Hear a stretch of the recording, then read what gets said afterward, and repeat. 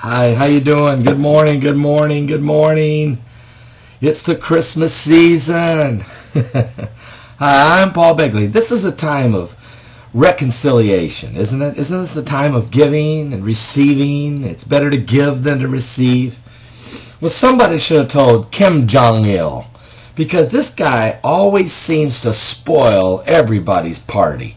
He's all about intimidation. He's all about his own retribution upon somebody. He's not about reconciliation. No. This is a communist regime. Don't even believe in God. Don't even believe in Jesus. Definitely don't believe in it's better to give than receive. He's all about receiving by using the tip of the sword and by the aggression, the threats of nuclear war. I'm Paul Begley. Well, let's just go straight to Associated Press article and let's just see how come this guy, how come Jong II always is the big bark with a little tiny nibbling bite. But anyway, let's just read, okay? And how come we're so gullible as a world to fall into his hands?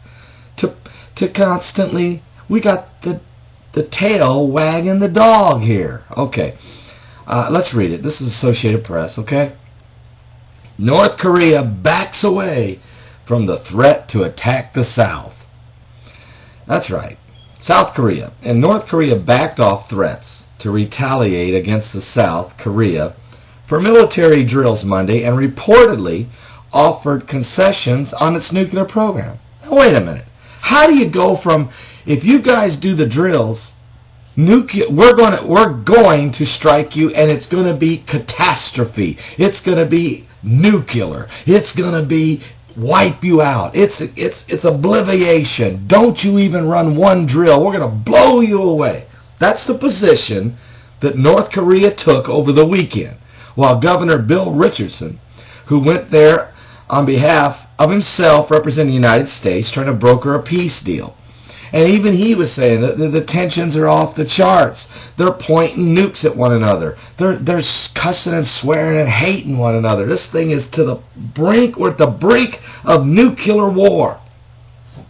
And all of a sudden, not only does the North Koreans back off their threat, but they even are willing now to give some concessions as it relates to their nuclear program.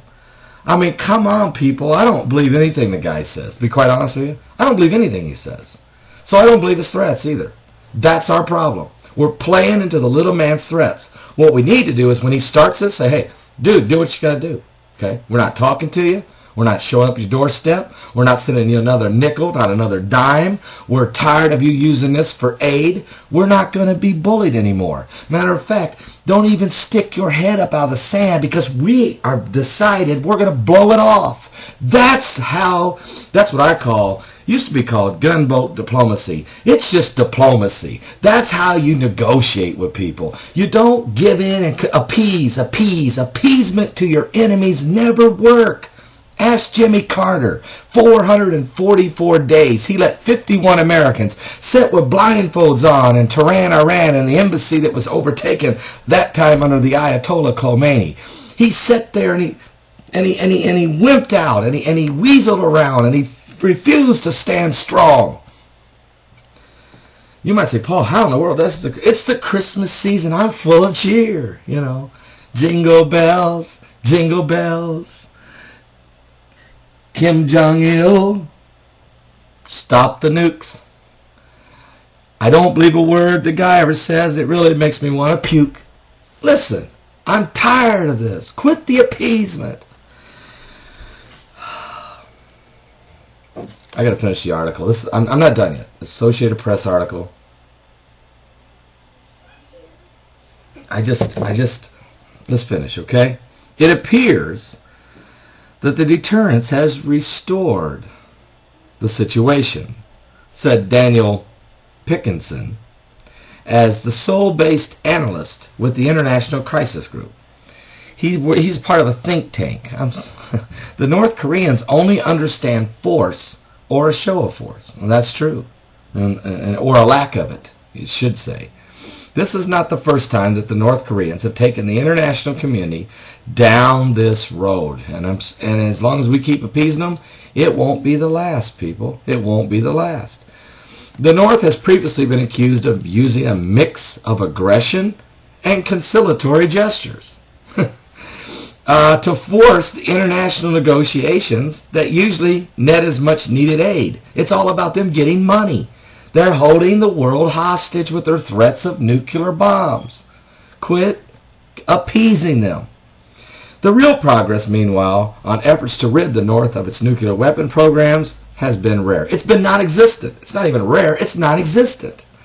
Monday's drills came nearly a month after North Korea shelled the Yongping Island, a tiny enclave of fishing communities and military bases about 7 miles from North Korean shores. In response to an earlier round of South Korean live-fire maneuvers, the North Korean artillery barrage killed 2 Marines and 2 construction workers or civilians in its first attack, targeting the civilians since 1953, the Korean War. The clash net tensions and sent soaring tensions between the two countries, which are still technically at war. They've remained in a tense standoff since November 23rd attack, and an emergency meeting of UN diplomats in New York on Sunday failed to find any solution to the crisis. But Monday brought some of the first positive signs in weeks, as a high-profile American governor, Bill Richardson, announced that he would, and he said there were 2 nuclear concessions from the North. In other words, the North's going to look like heroes here? They're going to give some concessions? What's going to happen? Is the South going to be expected to give concessions? I don't think so. No. The North, you need to shut the North down. The South does not need to give any concessions. And I wouldn't give them a nickel. I wouldn't give this guy a nickel. Because as long as you play into his hand, the stuff just keeps going on. I mean, this is the oldest trick in the book. Former New Mexico Governor Bill Richardson, a frequent unofficial envoy to North Korea from the former U.S. ambassador to the UN, said that during his visit, the North agreed to let the United Nations atomic inspectors visit its main nuclear complex to make sure it's not producing enriched uranium for a nuclear bomb, according to the statements from his office. Okay, if they did, don't send them a nickel. Send the inspectors first. Don't give them 1 nickel. Don't take the guns down. Keep them pointed. And send the inspectors in and let's see. Don't give them a nickel. Let's see. Okay? As Ronald Reagan used to say, let's trust them, but let's verify it. Okay? In other words, let's don't trust them. You got the picture. I mean, I could go on with this article. We could talk about it, and we can get all upset about it. But some of you are saying, Paul, why are you so upset? Are you a warmonger? Did you want conflict? No. I'm glad we're not going to fight. Trust me. I'm glad there's not World War III breaking out. What I'm worried about is setting it up. What I'm concerned about is as long as you let the oppressors, as long as you let the abuser abuse you, you haven't solved anything. Appeasement, the doctrine of appeasement does not work. If you truly want to fix and rid yourself of this problem, you do not negotiate with terrorism. You don't give them a nickel, and you tell them if they do it again, you're going to kill them, and you go away peaceably. And if they're crazy enough to try it, dare them. Double dog dare them. That's diplomacy. The world will be safer. When they know you're not going to blink, when they absolutely know you're crazy enough that you won't blink, they'll reconsider their tactics. They'll back down because they know. North Korea knows it does not have the superiority over Japan, America, South Korea, England, and NATO. It just don't. It don't matter if big Russia's, it don't matter if China is ready. It just don't, okay? They're not ready to be martyrs. Do you really think Kim Jong-il wants to lay his life down sacrificing for communism? He's a wimp. He's a weasel. I'm Paul Begley. Merry Christmas. Kim Jong-il, Merry Christmas. Oh, it's called Jesus Christ's birthday, in case you don't know.